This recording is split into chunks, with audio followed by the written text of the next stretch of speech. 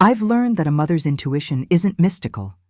It's pattern recognition honed over decades of reading your child's face, voice, and silences. So when Grace didn't answer my calls for 3 days straight, I didn't tell myself she was busy. I got in my car. The drive from Boston to Greenwich takes 2 hours if you obey the speed limit. I made it in 90 minutes, my hands tight on the wheel, Grace's birthday gifts sliding around in the passenger seat. A cashmere scarf in dove gray, her favorite lavender candles from that boutique on Newbury Street, a first edition of The House of Mirth, Edith Wharton, her college obsession. Grace was turning 35 in 2 days, and we had plans. Lunch at that French place she loved, then antiquing in Westport. She'd confirmed via text last week. "Can't wait, Mom. Love you." Then, nothing. The Chen house sat behind old maples, a beautifully restored colonial I'd helped them buy as a wedding gift 8 years ago. White clapboard, black shutters, a red door that Grace had insisted on painting herself. Like a smile, she'd said, welcoming people home.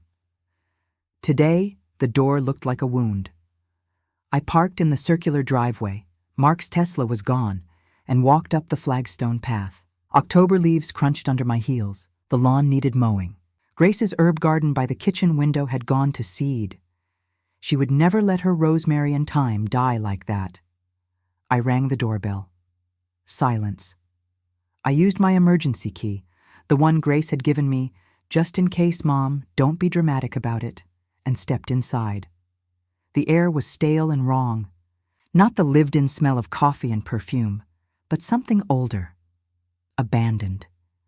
The entry hall was dim, the curtains drawn in the sitting room, mail piled up on the console table, catalogs, a visa bill, something from Greenwich Hospital. Grace? My voice echoed off the hardwood floors. I moved through the house like a ghost, my heartbeat loud in my ears. The kitchen, a coffee mug on the counter, lipstick stain on the rim, the coffee inside long evaporated to a dark ring. The living room, throw pillows perfectly arranged, the kind of staging that happens when no one actually sits down. Upstairs, the bedroom door open, the bed made with military precision, Mark's side smooth and untouched. Grace's side had an indentation on the pillow. In the master bathroom, I found her phone. It lay face down on the tile floor beside the clawfoot tub, the screen spiderwebbed with cracks. I picked it up with shaking hands. Dead battery. When I plugged it into the charger on the vanity, it refused to turn on. Water damage, maybe, or the impact had killed it completely. My breath came short and fast. I went back downstairs, my heels clicking too loud, and that's when I saw it. A piece of paper that had slipped under the mail pile, now visible because I disturbed the stack. Greenwich Hospital letterhead, an admission slip. Patient, Grace E. Chen, admitted, October 11th, 2024. Reason, head trauma, suspected fall. October 11th, that was 14 days ago. My hands started to shake so badly I had to set the paper down on the console table. I braced myself against the wall, my vision tunneling. 14 days. Grace had been in the hospital for 2 weeks, and no one had called me. Not the hospital, not Mark, not anyone. I grabbed my purse and ran. Greenwich Hospital smelled like every hospital I'd ever been in. Antiseptic and floor wax and something underneath. Something organic and frightening that the chemicals couldn't quite mask. I didn't wait for the information desk. I followed the signs to the ICU on the 3rd floor, my heels echoing in the sterile corridors. A nurse at the ICU station looked up as I approached, her expression polite but guarded.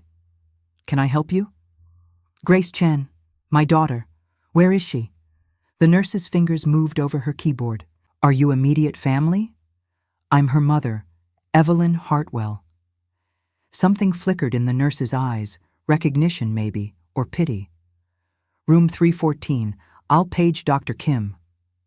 Room 314 was at the end of the hall, the door half open. I pushed through and stopped. My daughter lay in a hospital bed surrounded by machines that beeped and hissed and monitored every failing function of her body. An endotracheal tube snaked down her throat, taped to her pale face. IV lines ran into both arms. Her dark hair, usually glossy and perfect, was matted against the pillow. Her eyes were closed, her face slack. She looked like a beautiful corpse. I don't remember crossing the room. I was suddenly beside her, my hand hovering over hers, so careful, so afraid to hurt her, before I finally touched her fingers. Cold. Her skin was cold. "Grace," I whispered. "Baby, I'm here. I'm here now." The machines beeped their indifferent rhythm. Behind me, a voice said, "Mrs. Hartwell?" I turned. A woman in a white coat stood in the doorway, early 40s, black hair pulled into a neat bun, dark circles under intelligent eyes. Her ID badge read, "Dr. Sarah Kim, Critical Care." "I'm Dr. Kim," she said quietly. "I've been overseeing Grace's care." Why wasn't I called? My voice came out raw. Why didn't anyone tell me my daughter was here? Dr. Kim stepped into the room and closed the door. Her emergency contact is listed as her husband, Mark Chen. He's been the only one receiving updates. Where is he? The doctor's expression tightened almost imperceptibly. Mr. Chen was here the first day. He left on October 14th for what he described as a vital business trip. He's been receiving updates by phone. A business trip. I stared at her. My daughter is on life support and her husband went on a business trip? He authorized a care directive before he left, Dr. Kim said carefully. Comfort measures only, no aggressive interventions. The room tilted. What does that mean? It means we're keeping her comfortable, but we're not escalating treatment. No surgeries, no experimental protocols. When Mr. Chen returns, he'll need to make decisions about... She paused. About next steps. Next steps, I repeated. The words tasted like poison. You mean whether to let her die? Dr. Kim didn't answer, which was answer enough. I looked back at Grace, at the tube down her throat, at the machines breathing for her. What happened to her? She fell down the stairs at home. Severe head trauma, intracranial bleeding. We stabilized her, but she hasn't regained consciousness. The next 72 hours are critical. Fell, I said, or was pushed. Dr. Kim's eyes met mine, and in that moment, I saw it. She'd wondered the same thing. "Mrs. Hartwell," she said quietly, "I can only tell you what I know. Grace was brought in by ambulance. There were no witnesses. Her injuries are consistent with a fall, but..." She hesitated. "I've been a trauma doctor for 15 years. Something about this case doesn't sit right with me." What doesn't sit right? The husband who leaves while his wife is critical. The directive for minimal care. The fact that he hasn't visited in 4 days, even though we've told him her condition could change at any moment. Doctor. Kim's voice dropped lower. And the fact that he seemed more interested in the prognosis than in her recovery. He kept asking, what are the chances she'll wake up? What happens if she doesn't? Cold rage settled into my bones, the kind that doesn't make you hot and reckless, but sharp and calculating. "Where is Mark right now?" I asked. He said he'd return by the end of the week. Did he say where he was going? No, just that it was urgent business that couldn't be postponed. I pulled out my phone and opened Instagram. Grace had made me get it last year, had taught me how to follow people, how to scroll through their curated lives. I found Mark's profile in seconds. His latest post was from 3 hours ago. The photo showed a sunset over turquoise water, a cocktail glass in the foreground, pink and orange sky reflected in the ocean. The caption read, "Sometimes you have to step away to stay strong. Sending prayers to everyone going through hard times. Stay strong. God's plan. Blessed." The location tag said, Grand Cayman. I turned the phone so Dr. Kim could see it. Her jaw tightened. Jesus Christ. "Doctor," I said, my voice steady and cold, "I need to understand exactly what authority Mark has over my daughter's medical care. And I need to know how much time I have before he can make any irreversible decisions." Dr. Kim studied me for a long moment, then nodded. "Let me get you some paperwork. And Mrs. Hartwell, I'm glad you're here."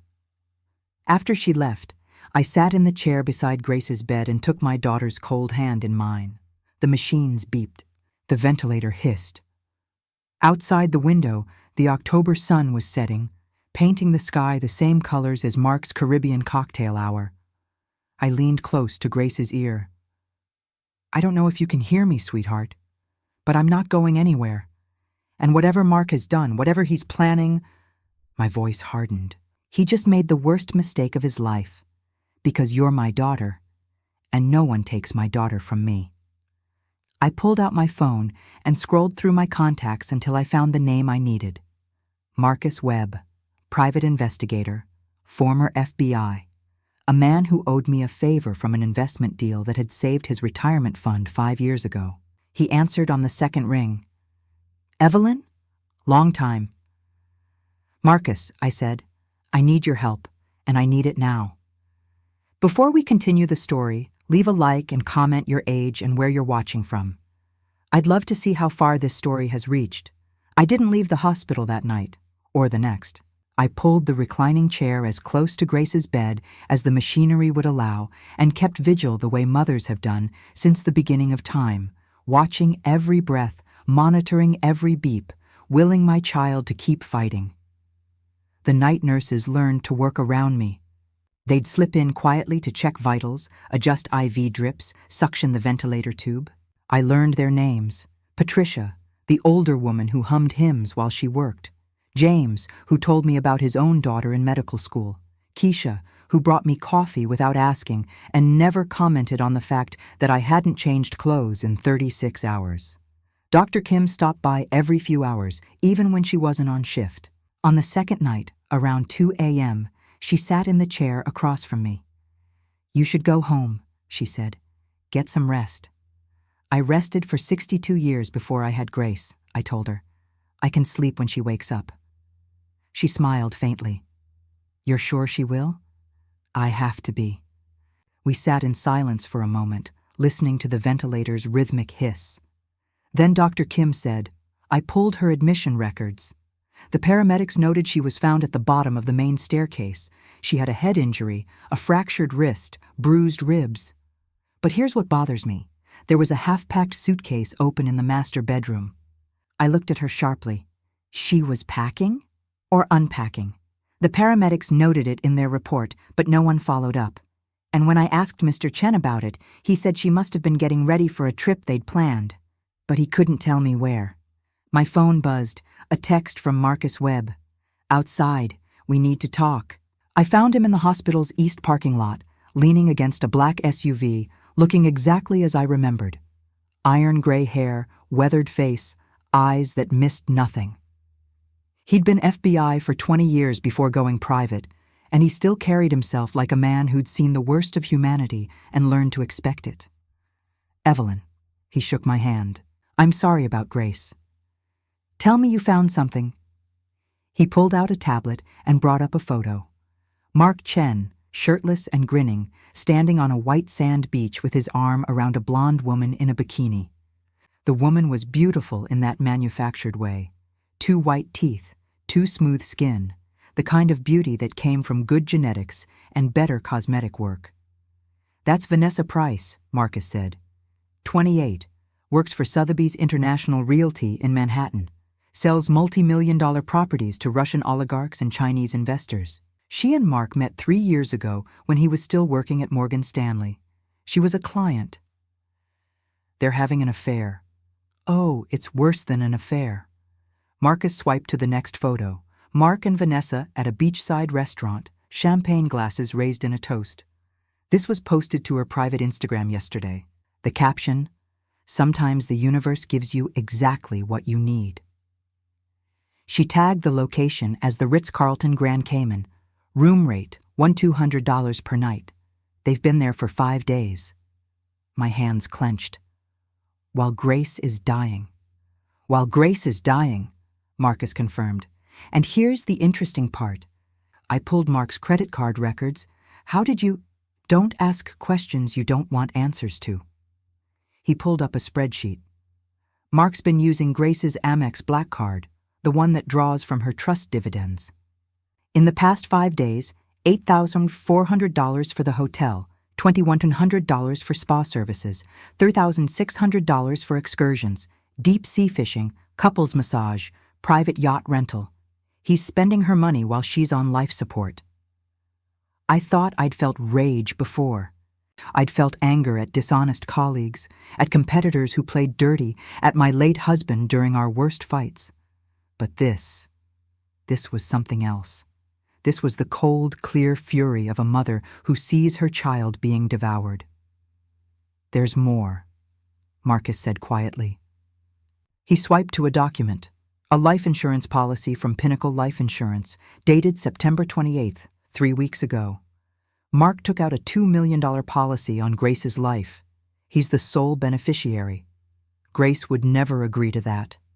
She didn't. Marcus zoomed in on the signature line. "That's a forgery. I had a handwriting expert look at it. See how the G in Grace loop's too high, and the E is too sharp? Someone practiced her signature, but they didn't quite nail it. The insurance agent who processed this is a guy named Derek Mulvaney. He's been flagged before for questionable policies, but nothing stuck. He works out of a strip mall office in Stamford. Mark forged my daughter's signature on a life insurance policy and paid the premiums from their joint checking account, which is primarily funded by Grace's trust dividends." Marcus showed me the bank records. "Look at this pattern over the past 6 months. Mark's company, Chen Digital Solutions, has been hemorrhaging money. He's been taking larger and larger draws from Grace's account. In July, $15,000. August, $22,000. September, $34,000. In October, right before Grace's accident, he withdrew $50,000 in cash." The pieces were clicking together like a lock tumbling open. He's broke. Worse than broke. He's $400,000 in debt. Business loans, personal credit cards, a line of credit he took out against the house. A house that Grace technically owns, by the way, since your wedding gift went into her name only. I'd insisted on that. Grace had argued, "Mom, we're married, it's ours."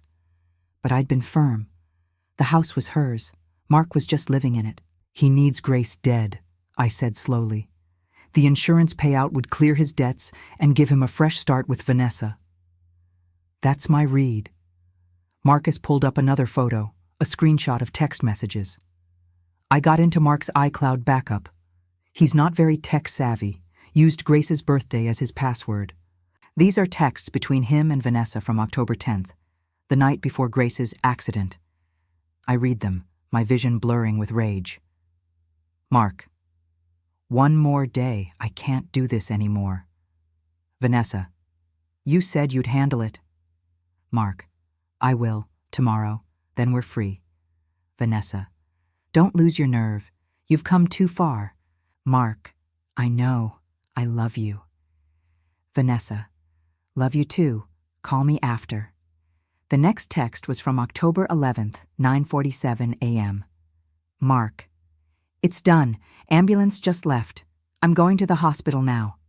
I handed the tablet back to Marcus before I threw it across the parking lot. He pushed her. He pushed Grace down the stairs. "I can't prove it," Marcus said carefully. "The texts are suggestive, but they're not a confession. A good lawyer could argue they were talking about leaving the marriage, not this. But you believe it. I believe Mark Chen is a man who married your daughter for money, forged her signature on a life insurance policy, and is currently drinking Mai Tais in the Caribbean while she's on life support. Whether he pushed her or just saw an opportunity when she fell." Marcus shrugged. "Either way, he's trying to cash out." A security guard walked past, giving us a curious look. I waited until he was out of earshot. "What about the DNR?" I asked.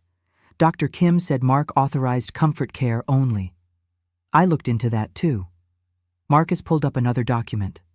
Mark met with a lawyer named Jeffrey Strauss 4 days before Grace's accident. Strauss specializes in estate planning and end-of-life directives.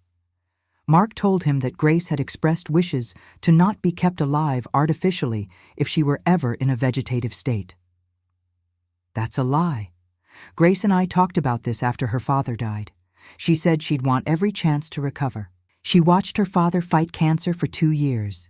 She said she learned that life is worth fighting for. Strauss drew up a document anyway, but here's the thing. It was never properly executed. Grace never signed it. There are no witnesses. It's legally worthless. But Mark's been using it as leverage with the hospital, claiming it represents Grace's wishes. Can he override that? Can he make the decision to end her life support? Marcus's expression turned grim. As her husband, he has legal authority to make medical decisions if she's incapacitated. Unless someone challenges his guardianship, and that would take time, legal filings, court hearings, time Grace might not have. I leaned against the SUV, my legs suddenly unsteady. The October wind cut through my silk blouse. I was still wearing the same clothes I'd driven down in 2 days ago, rumpled and coffee-stained now. When is Mark coming back? I asked. His return flight lands at JFK on Friday afternoon. That's 3 days from now. 3 days, 72 hours to figure out how to save my daughter from a man who'd promised to cherish her. Evelyn, Marcus said quietly, you need to understand what you're up against. Mark has legal authority as Grace's spouse. He has a team of lawyers on retainer. The Chen family isn't wealthy, but they're well connected. His father, Richard, knows every corporate attorney in Connecticut. If you try to challenge Mark's guardianship, they'll bury you in motions and delays. So what do? You fight smart. Marcus met my eyes. You use every advantage you have. Your money, your connections, your experience. You've been playing in the investment world for 40 years. You've outmaneuvered corporate raiders and hostile takeovers. This is just another boardroom battle. This is my daughter's life, which is why you'll win. He closed the tablet. I'll keep digging. I want to know everything about Mark's finances, his relationship with Vanessa, his communications over the past 6 months. I want to know what he had for breakfast and what he dreams about at night. And I want to find out if Derek Mulvaney, the insurance agent, will crack under pressure. Do whatever it takes, I said. I don't care about the cost. I know you don't. That's why I'm going to bill you anyway. Marcus smiled faintly. Go back inside. Be with Grace. I'll call you tomorrow with updates. I watched him drive away, then stood in the parking lot for a long moment, looking up at the hospital's 3rd floor. Grace's room, the machines keeping her alive, the husband plotting her death. My phone rang. Richard Chen's name flashed on the screen. I'd met Mark's father exactly 3 times, at the engagement party, the wedding, and Grace's 30th birthday dinner. Each time, he treated me with the polite condescension of a man who believed his Ivy League law degree made him superior to a woman who'd merely built a $50 million investment portfolio. I answered, Richard. Evelyn. His voice was smooth, lawyerly, the kind of voice that made you question your own certainty. I heard you're at the hospital with Grace. I wanted to reach out and see how you're holding up. Where's your son? A pause. Mark is dealing with a business crisis. I'm sure he explained. He's in Grand Cayman with his mistress, spending my daughter's money while she's dying. Another pause, longer this time. I don't know where you're getting your information, but I think it's best if we focus on Grace's care rather than unfounded accusations. I have photos, Richard. I have financial records. I have text messages between Mark and Vanessa Price discussing how he would handle it the night before Grace fell down the stairs. So don't lawyer me. I invented polite threats in boardrooms before you passed the bar. His voice hardened. What do you want? I want to know what you knew. Did you know Mark was planning this? Did you help him? This conversation is over. If you continue making defamatory statements about my son, I'll have no choice but to pursue legal action. Pursue whatever you want. I'm not going anywhere. And when Mark comes back from his vacation, he's going to find that his wife is no longer under his control. I hung up and immediately called Dr. Kim. She answered on the first ring. Mrs. Hartwell? I need to file for emergency guardianship, I said. Is that possible? It's complicated. Mark is her legal spouse. You'd need to prove he's unfit to make medical decisions, which would require... What if I could prove he forged documents? That he's financially exploiting her? That he's not acting in her best interests? Then you'd have a case, but it would still take time. Court filings, hearings. How much time do we have before Mark can make the decision to withdraw life support? Dr. Kim's silence told me everything. Be honest with me, Sarah, I said. If Mark comes back and signs the paperwork, we'd be ethically obligated to follow his directive as her legal guardian. I could delay, request second opinions, push for more tests, but ultimately, the law is on his side. Then I need to change the law, I said, or at least change who holds the power. After we hung up, I went back inside, back to Grace's room, back to my chair beside her bed. I took her hand, still cold, still unresponsive, and I made her a promise. I'm going to burn his world down, I whispered. Every lie, every betrayal, every dollar he stole from you, I'm going to take it all back, and when you wake up, you'll be free. The machines beeped. The ventilator hissed. And somewhere in the Caribbean, my daughter's husband was toasting his future with money stolen from her present. He had no idea what was coming. They arrived on the third morning like a cold front moving in, Richard and Amanda Chen, dressed in matching shades of tasteful mourning, his charcoal suit, her black St. John knit ensemble. Richard wore his Harvard Law class ring like a weapon. I was sitting beside Grace's bed, reading aloud from The House of Mirth. Amanda appeared in the doorway first, her face arranged in practiced grief. Oh, Grace, my poor darling girl. She swept into the room. I stood up, placing myself between her and my daughter. Amanda. Evelyn. She air-kissed in my direction, her perfume, too much Chanel No. 5, filling the space. We came as soon as we heard. Richard entered behind her, his eyes scanning the room with that lawyer's assessment, cataloging weaknesses, looking for leverage. Where's Mark? Amanda asked, taking Grace's hand with theatrical tenderness. Your son, I said evenly, is in Grand Cayman with his mistress. Amanda's hand froze. Richard's expression didn't change, but something flickered behind his eyes. That's a serious accusation, Richard said. Do you have proof? I showed him the Instagram photos. Mark on the beach, Mark and Vanessa at dinner, Mark raising champagne with a blessed. Richard studied them, then handed my phone back. I see someone who looks like my son at a resort. For all we know, this woman is a business associate. In bikinis?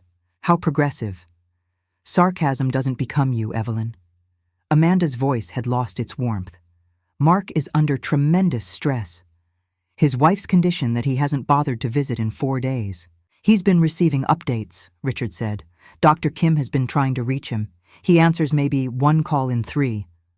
I stepped closer to Richard. And when he does, he asks about prognosis and timelines, not about Grace's care. He wants to know when he can pull the plug. That's disgusting, Amanda said, standing. Our son loves Grace. What's best for her or what's best for his bank account? Because I know about the $2 million life insurance policy he forged her signature on 3 weeks before she mysteriously fell down the stairs. The room went very quiet. Amanda recovered first. That's slander. I have the documents. I have handwriting analysis. I have bank records showing Mark draining Grace's accounts. I have text messages between him and Vanessa Price discussing how he would handle it the night before Grace's accident. Richard's jaw tightened. Where did you get those messages? I hired a private investigator. This is outrageous, Amanda said. Richard, do something. Richard stared at the screenshots. Even if these messages exist, they prove nothing. Mark could have been talking about leaving the marriage.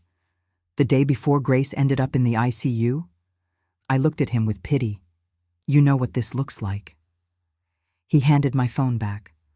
What do you want? Emergency guardianship. Mark's authority suspended. Every dollar he stole returned. That will never happen. No judge in Connecticut is going to remove his rights based on circumstantial evidence. Then I'll find a judge who will. Dr. Kim appeared in the doorway. I need to examine Grace. Family members, step out, please. Of course, Amanda said. Evelyn, perhaps we can continue this conversation somewhere more appropriate. I'm not going anywhere. Dr. Kim cleared her throat. Mrs. Hartwell, you can stay. Mr. and Mrs. Chen, if you'll follow me. After they left, Dr. Kim closed the door. I heard some of that. The Chens are going to fight you on every front. I got a call this morning from Hospital Legal. Someone made an inquiry about accelerating end-of-life protocols. My chest tightened. Can they do that? Not without Mark's signature. But if Mark comes back and insists on withdrawing care, I can delay him maybe 24 hours. Ethics reviews, consultations. But ultimately, he's her husband. He has the right. Even if he's the one who put her here? Even then, unless you can prove it, which requires a criminal investigation, and those take time. She left me alone with Grace. I called Marcus Webb. Tell me you have something. Chen Digital Solutions is worse than I thought. Mark burned through $2-3 million in venture capital, down to $47,000 in operating cash. Lawsuits from former partners. The company is worthless. But last week, Mark listed it for sale. He's asking $500,000. Who owns it? Mark owns 60%. Grace owns 40%. She invested $800,000 of her trust dividends 3 years ago. So Grace is a co-owner, on paper. But Mark runs everything. Not anymore, I said. Marcus, I need a full financial workup on Chen Digital Solutions. Everything. By tomorrow morning. What are you planning? I'm planning to take away the one thing Mark cares about. I'm going to take his future. I called my attorney, Patricia Donovan. Evelyn, I was wondering when you'd call. I told her everything. The forged insurance, the texts, the vacation, Mark's debt. Patricia listened. You want emergency guardianship? Can you get it? Maybe. Probably not in time. You'd need a hearing, scheduling, days or weeks. Richard Chen will fight you. So what do? You go nuclear. File for criminal investigation. Get the insurance company to freeze the policy. Tie him up in litigation so he can't make decisions about Grace. Will that work? It'll buy you time. Whether that's enough, I can't promise. Do it. File everything. This will be expensive. I don't care if it costs every dollar I have. After I hung up, I thought about chess. The best players thought 5 moves ahead. They saw the whole board. I pulled up my contact list and started making calls. David Chen, investment firm. I need to buy a failing startup, quietly, through a shell company. Margaret Liu, insurance board. I need a fraudulent policy frozen. Jennifer Alvarez, cybersecurity. I need someone's iCloud monitored, legally. By evening, I'd made 11 calls, set 3 investigations in motion, arranged for a shell company, Hartwell Holdings LLC, ready to acquire by morning. Amanda and Richard returned as nurses did evening rounds. Evelyn, dear, Amanda said, you must be exhausted. We'll stay with Grace tonight. I'm fine here. Richard stepped forward. Be reasonable. You've been here 3 days. What I need, I said, standing, is for your son to answer for what he's done, and for you to stop pretending this is about Grace's best interests when it's about protecting Mark from attempted murder. You have no proof. I have enough to start a criminal investigation, enough to freeze the insurance, and enough to make sure when Mark comes back, he walks into a nightmare. Amanda's face flushed. How dare you? Your son married my daughter for money, forged her signature, drained her accounts. And now he's drinking champagne while she's dying. So don't talk to me about propriety. Richard went pale. If you repeat these accusations publicly, we will sue you. Sue me. I have better lawyers, and unlike your son, I can actually afford to pay them. They left without another word. I pulled my chair close to Grace's bed. 2 more days, I whispered, until Mark comes back. But I'm going to take everything from him first. His company, his money, his future. The machines beeped, and somewhere a clock was ticking down to Friday, when Mark Chen would come back to finish what he'd started. He had no idea I'd already begun the war. Thursday morning arrived with frost on the hospital windows. I'd been awake since 4 a.m., sitting in Grace's room with my laptop, orchestrating the demolition of Mark Chen's life with the precision of a surgical strike. Marcus Webb arrived at 6:30 with coffee and a manila folder thick with evidence. "You look terrible," he said, handing me a cup. "I look focused." I opened the folder. "Tell me you have everything." "Everything, and then some." He pulled out the first document, a complete financial autopsy of Chen Digital Solutions. "The company is a corpse. Mark's been propping it up with Grace's money for 18 months. Without her trust dividends, it would have folded last year." I scanned the numbers. Debt, $1, $2 million. Assets, virtually nothing. The proprietary software Mark claimed was worth millions? Outdated code that any competent programmer could replicate in a weekend.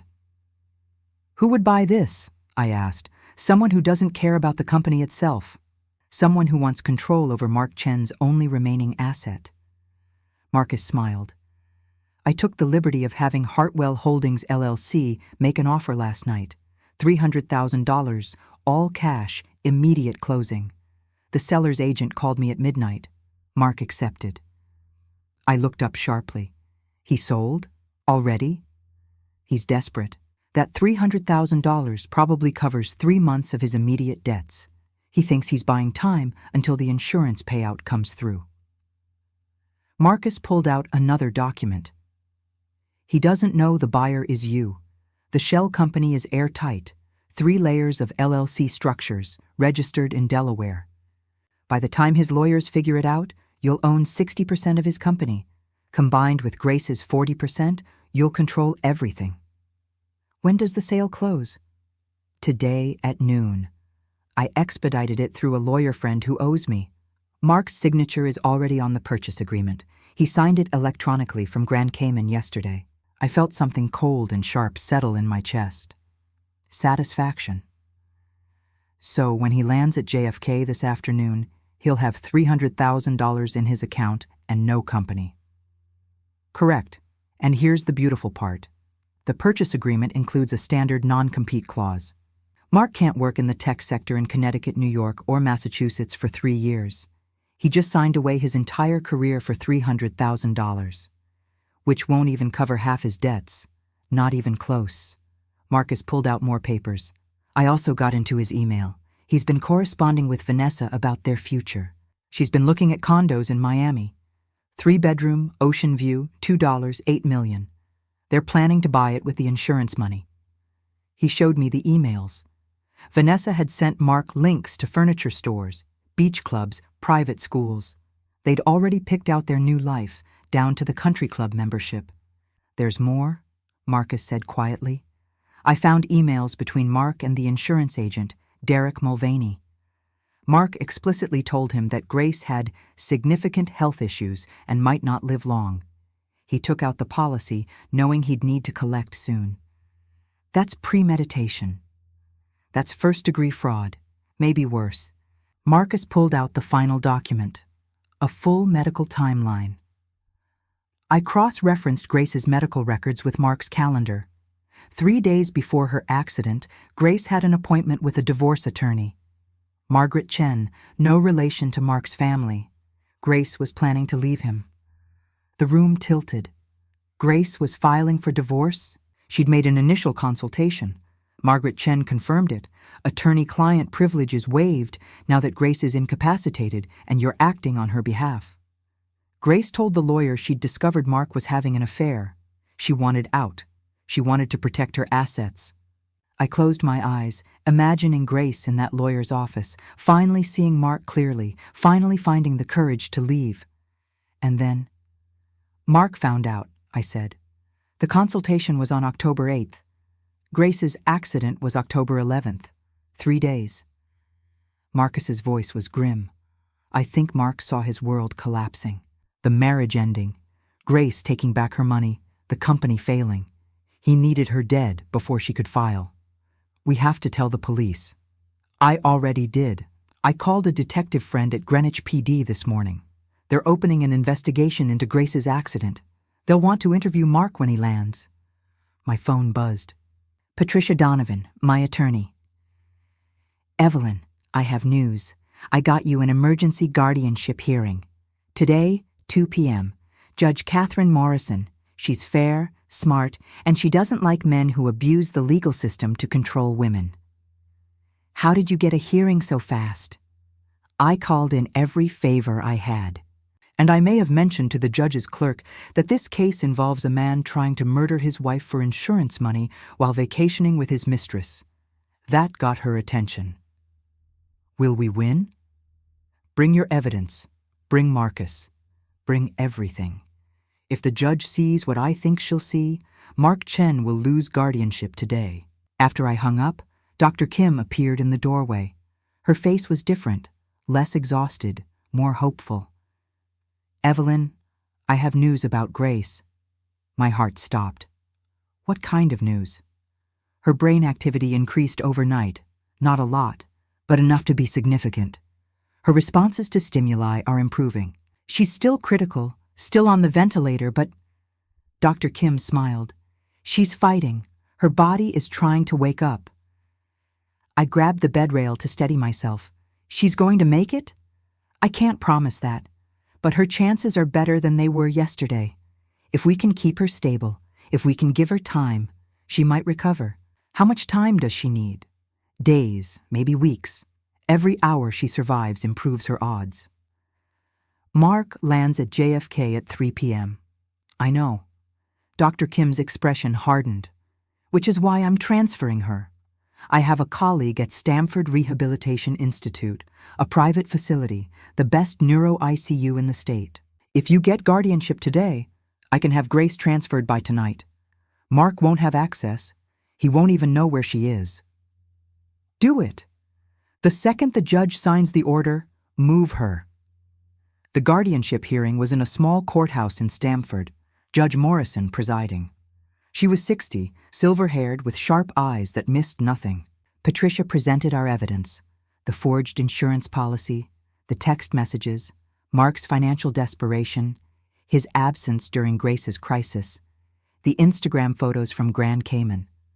Richard Chen's lawyer, a slick partner from a white shoe firm, argued that I was an overprotective mother trying to interfere in a marriage, that Mark was a devoted husband dealing with business obligations, that the Instagram photos were taken out of context. Judge Morrison listened to both sides, then looked at the photos of Mark on the beach, cocktail in hand, while his wife was on life support. "Mr. Chen is currently in Grand Cayman?" she asked. "Your Honor, Mr. Chen had urgent business. I asked where he is, not why he's there." The lawyer hesitated. "Yes, Your Honor, Grand Cayman." "And his wife has been in the ICU for how many days?" 14 days, Your Honor." "How many of those days has Mr. Chen been with her?" Silence. Judge Morrison looked at me. "Mrs. Hartwell, I'm granting you emergency guardianship effective immediately. Mr. Chen's medical authority is suspended pending investigation into the circumstances of Mrs. Grace Chen's injuries. He is not to make any medical decisions, visit the patient without supervision, or access any of her financial accounts." Richard Chen's lawyer stood. "Your Honor, this is highly irregular." "What's irregular, counselor, is a husband who leaves his critically ill wife to vacation in the Caribbean. What's irregular is a $2 million life insurance policy taken out 3 weeks before a convenient accident.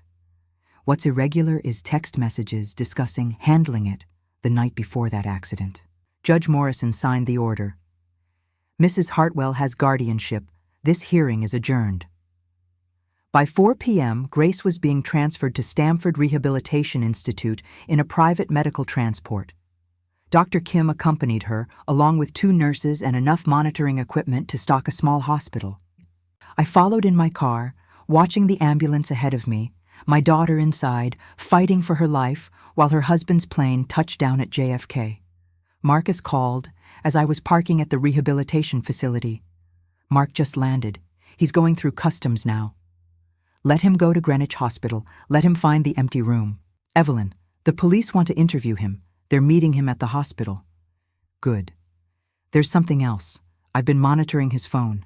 He got a text from Vanessa 20 minutes ago. 'Can't wait to start our new life. Love you.' Forward it to the police. Add it to the evidence. At the rehabilitation facility, Grace was settled into a private suite that looked more like a luxury hotel room than a hospital. Floor-to-ceiling windows overlooking a garden, soft lighting, state-of-the-art medical equipment disguised behind elegant panels. Doctor? Kim supervised the transfer of Grace to the new bed, checking every line, every monitor. She's stable, better than stable, her vitals are improving. Can she hear me? We don't know, but talk to her anyway. Let her know she's safe. I sat beside Grace's bed in this new room, this safe place where Mark couldn't reach her, and took her hand. You're safe now, sweetheart. I've got you, and Mark. I smiled. Mark is about to have a very bad day. My phone buzzed. A text from Marcus. Mark just arrived at Greenwich Hospital. Police are with him. He's asking where Grace is. They're not telling him. I imagined Mark's face when he found the empty room, the confusion turning to panic, the realization that his carefully laid plans had collapsed. Another text. Hospital just informed Mark that his guardianship has been revoked. He's losing it. I looked at Grace's peaceful face, at the monitors showing her improving brain activity, at the sunset through the windows painting everything gold. He's lost everything, I whispered to her, and you're going to wake up and be free. Outside, the October sun was setting. Inside, my daughter was breathing on her own a little bit more with each passing hour. And somewhere in Greenwich, Mark Chen was learning what it meant to cross a mother who had nothing left to lose and everything to fight for. Mark Chen walked into Greenwich Hospital at 4:47 p.m. on Friday, October 25th, pulling a carry-on bag with Grand Cayman luggage tags still attached. He was tanned, relaxed, wearing linen pants and an expensive polo shirt. He looked like a man returning from vacation, not a husband visiting his dying wife. I knew this because Marcus had someone watching the entrance. The photo came through on my phone. Mark at the information desk, then Mark in the elevator, then Mark walking down the ICU corridor with the confident stride of a man who believed he was in control. He found room 314 empty, the bed stripped, the machines gone. No Grace. No evidence she'd ever been there except a faint antiseptic smell and the afternoon sun slanting through the windows. According to the nurse Marcus had paid to report back, Mark stood in the doorway for a full minute, his face cycling through confusion, disbelief, and something darker. Fear, maybe, or rage. He was asking the charge nurse where his wife was when Detective Lisa Rodriguez of the Greenwich Police Department approached him. Mr. Chen, I'm Detective Rodriguez. I need to speak with you about your wife's accident. Marcus sent me the audio recording. Connecticut is a one-party consent state, and the detective had agreed to share information given the circumstances.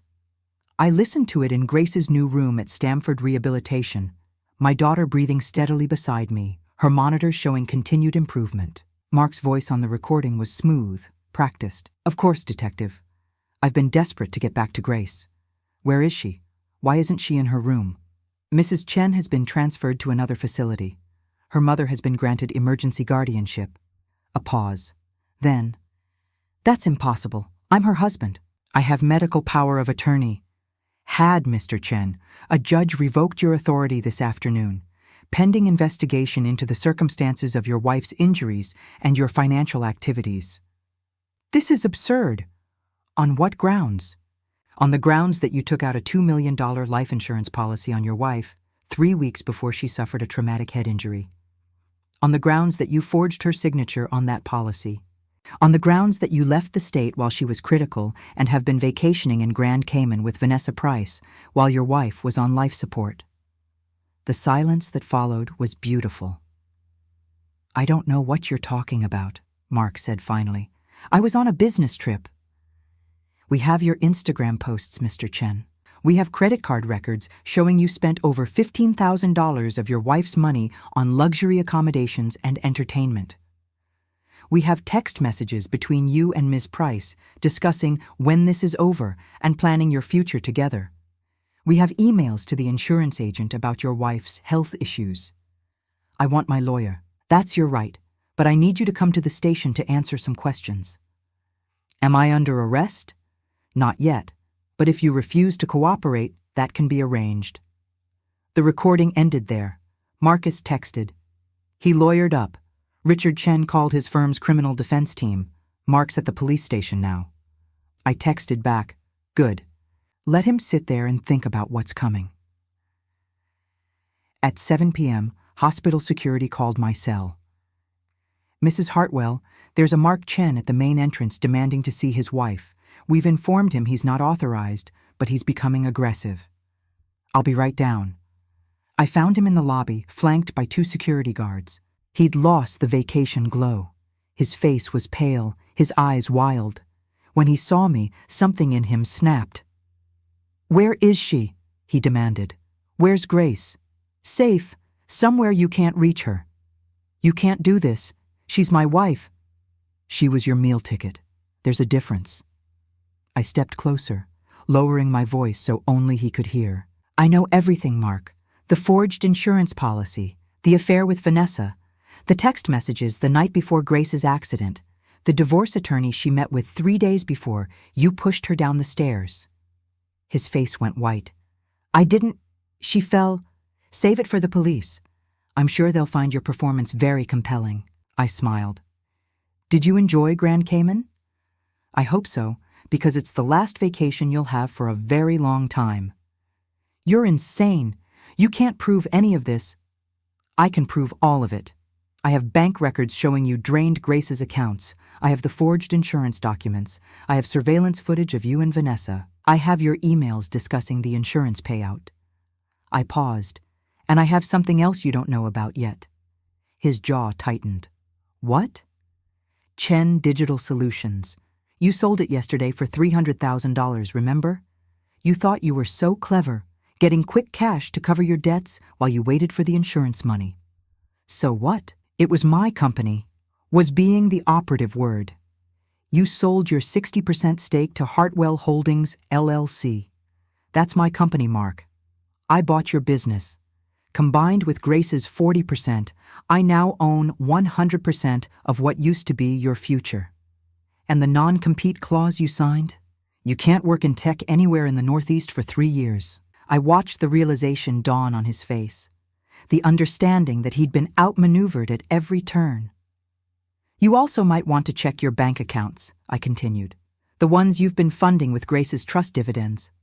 I had them all frozen this afternoon.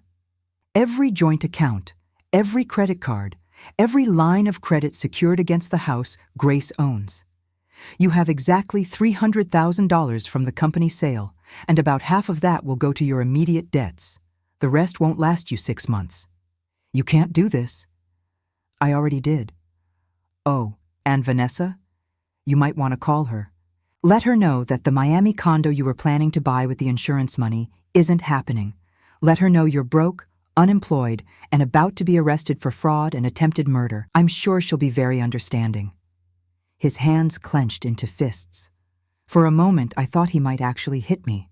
The security guards thought so too. They stepped closer. You destroyed my life, he said. No, Mark. You destroyed your own life the moment you decided my daughter was worth more dead than alive.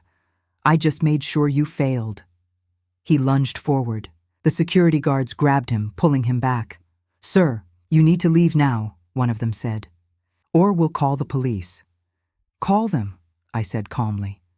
I'm sure Detective Rodriguez would love to know Mr. Chen is harassing witnesses. Mark shook off the guards and straightened his shirt with shaking hands. This isn't over. Yes, it is. You just haven't accepted it yet. I turned to walk away, then stopped. Oh, and Mark, Grace is waking up. Her brain activity is improving every hour. The doctors think she'll make a full recovery. So not only did you fail to kill her, you're going to have to face her when she remembers what you did. I left him standing in the lobby, his tanned face now ashen, his perfect plans crumbling into dust. When I got back to Grace's room, my phone was buzzing with texts. Marcus, Vanessa Price just posted on Instagram. She's deleted all photos with Mark and posted, sometimes you don't know people as well as you think. Trust your instincts. Self-love, you're moving on. Patricia Donovan, Greenwich PD is filing charges. Fraud, forgery, possibly attempted murder pending further investigation. Mark's arraignment is Monday. And finally, a text from a number I didn't recognize. This is Amanda Chen. Richard and I had no idea what Mark was planning. We're horrified. Please tell Grace we're sorry. Too little, too late, but I saved the text anyway. Evidence of the Chen family's collapse. Dr. Kim appeared in the doorway. Evelyn, you should see this. I followed her to Grace's bedside. On the monitor, Grace's brain activity had spiked. Her eyes were moving beneath her closed lids. Her fingers twitched. She's dreaming, Dr. Kim said softly. She's coming back. I took Grace's hand and felt, for the first time in days, a slight pressure, the faintest squeeze. My daughter was fighting her way back to consciousness, and when she woke up, she'd wake up free. Grace opened her eyes on the 7th day. I was reading to her, The House of Mirth. Again, the passage where Lily Bart finally sees the people around her clearly, finally understands who truly cares for her. The morning sun was streaming through the windows, painting Grace's room in gold. Her hand moved in mine. I stopped reading. Grace? Her eyes fluttered, then opened, unfocused at first, confused, searching the unfamiliar room. Then they found my face. Mom? Her voice was a whisper, raw from the ventilator tube they'd removed 2 days ago. I'm here, baby. I'm right here. Tears streamed down my face as I pressed the call button for Dr. Kim. You're safe. You're going to be okay. Where? She tried to sit up, but her body was too weak. Where am I? Stamford Rehabilitation Institute. You've been unconscious for 2 weeks. You had an accident. You fell down the stairs at home. I watched her face as memory tried to surface through the fog. Her eyes widened. Mark. Where's Mark? My heart broke at the hope in her voice, the instinctive reach for her husband even now. Grace, sweetheart, there's a lot I need to tell you. But first, let me get the doctor. You've been so sick. Tell me now. Her fingers squeezed mine with surprising strength. Please, Mom, I need to know. So I told her everything, as gently as I could, sitting on her hospital bed, holding both her hands. I told her about the life insurance policy Mark had forged, about Vanessa Price and the vacation in Grand Cayman while Grace fought for her life, about the text messages discussing how he would handle it, about the divorce attorney she'd met with 3 days before her fall, something she remembered with sudden, sharp clarity. He found out, she whispered. I told him that morning. I said I wanted a divorce, that I knew about the affair. He was so calm. He said we should talk about it that evening after he got home from work. He was so calm, and then you fell. I didn't fall. Her voice was steady, certain. I was packing. I was taking my clothes upstairs to the guest room. I was going to sleep there until I could move out. Mark came home early. We argued at the top of the stairs. He said I couldn't leave him, that I owed him. I turned to walk away and he... Her breath caught. He pushed me. I felt his hands on my back, and then I was falling, and the last thing I remember was the pain and thinking, he's going to kill me. I held her while she cried. Deep, wrenching sobs that shook her fragile body. Doctor. Kim came in, checked her vitals, murmured something about emotional release being part of healing, and quietly left us alone. I loved him, Grace said finally. I really loved him. How could I have been so stupid? You weren't stupid. You were trusting. You saw the best in him because you have the best in you. I smoothed her hair back from her face. And you were strong enough to leave him when you realized who he really was. That's not stupid, Grace. That's brave. What happens now? To Mark? He's been arrested. Fraud, forgery, attempted murder. His trial is in 3 months. The prosecutor says it's one of the strongest cases she's ever had. Grace nodded slowly, processing. And the company? Our house? I bought his company. I'll explain that later. The house is yours. It always was. I made sure of that when you got married. And every penny he took from you, I'm getting back. You did all this while I was unconscious? You're my daughter. What else would I do? I smiled through my tears. I told you once that I'd travel 1,000 miles for one of your hugs. I meant it, and I'd go twice as far to make sure no one ever hurts you. Grace squeezed my hand. I remember you being there, in the ICU. I couldn't open my eyes or move, but I heard your voice. You told me you weren't going anywhere. That kept me fighting. The trial took place in January, 3 months after Grace woke up. She'd made a remarkable recovery, walking, talking, most of her motor functions restored. The doctors said her youth and strength had saved her. I knew it was more than that. It was will. It was rage at what had been done to her. It was the determination to face her would-be murderer and tell the truth. Mark sat at the defense table in an ill-fitting suit. He couldn't afford his expensive wardrobe anymore. He'd aged 10 years in 3 months. His tan had faded, replaced by the pallor of a man who'd lost everything.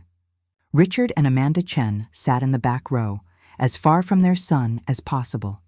They'd released a statement condemning Mark's actions and expressing support for Grace, protecting the family name at the cost of their son. Vanessa Price had disappeared entirely. Last Marcus heard, she was in Los Angeles, dating a real estate developer, her Instagram scrubbed of any mention of Mark Chen. Grace took the stand in a navy dress, her head high, her voice clear. She told the jury about the forged insurance policy she'd known nothing about discovering the affair, about telling Mark she wanted a divorce. And then she told them about the push, about Mark's hands on her back, about the fall, about waking up 2 weeks later to learn that her husband had been planning her funeral while drinking cocktails with his mistress. The jury deliberated for 90 minutes, guilty on all counts. Mark was sentenced to 15 years. Fraud, forgery, attempted murder. He'd be 60 before he walked free. As they led him away in handcuffs, he looked at Grace one last time. She met his eyes without flinching, without tears, and then she turned away, taking my arm, walking out of the courtroom into the winter sunlight. "It's over," she said. "It's over," I agreed. "Now you get to live." 6 months later, Grace sold the house in Greenwich, too many bad memories, and bought a smaller place in Boston, 10 minutes from my Beacon Hill townhouse. She started her own marketing consultancy. She dated carefully, slowly, learning to trust again. We had lunch every Sunday at that French place she loved. We went antiquing in the towns along the coast. We talked about everything and nothing: books, politics, her business, my investments, the weather. We never talked about Mark unless she brought him up, which became less and less frequent as the months passed. He was a scar now, not an open wound. A reminder of what she'd survived, not a definition of who she was. One Sunday in June, we were walking through Boston Common after lunch. The trees were green, the sky impossibly blue. Grace stopped by the pond and turned to me. "I never thanked you properly," she said, "for what you did, for saving my life. You don't need to thank me for being your mother." "But I do. Because not every mother would have fought the way you fought. Not every mother would have destroyed a man's entire life to save her daughter." She smiled. "You're kind of terrifying, you know that? Only when someone threatens my child." She hugged me then, right there in the common, with families and tourists walking past, the sun warm on our shoulders. "I love you, Mom." "I love you too, sweetheart. Always." Later, I thought about what I'd tell other mothers if they asked, about how far you should go to protect your child, about when to step back and when to step in, about the line between helping and controlling. The truth is this: there is no universal answer. Every situation is different. Every child is different. But this I know with certainty: when your child is in danger, when someone is actively trying to harm them, when they cannot fight for themselves because they're unconscious in an ICU bed with machines breathing for them, you fight. You fight with everything you have: your money, your connections, your intelligence, your ruthlessness. You become the warrior they need because they cannot be their own warrior in that moment. And when they wake up, when they recover, you step back. You let them reclaim their strength. You let them fight their own battles. But you never forget that you would do it again. That you would burn down empires and destroy lives and spend every penny you have if it meant keeping your child safe. Because that's what love looks like when it's tested. Not soft or gentle or easy, but fierce and unrelenting and absolutely unbreakable. Never underestimate a mother who travels miles for a hug. She will go twice as far to ensure no one hurts her child, and God help anyone who makes her prove it.